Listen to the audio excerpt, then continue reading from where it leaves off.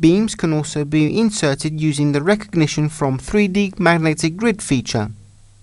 To proceed with object recognition, first select the beam object from the drawing menu and then activate the 3D magnetic grid magic wand tool from the toolbar. With the magic wand, simply trace a selection rectangle over this magnetic grid and then choose the alignment.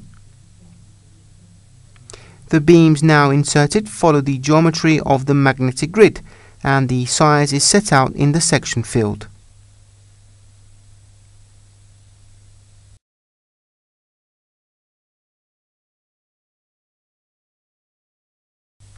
In the same way, we can also proceed and insert a steel beam with the 3D magnetic grid recognition feature.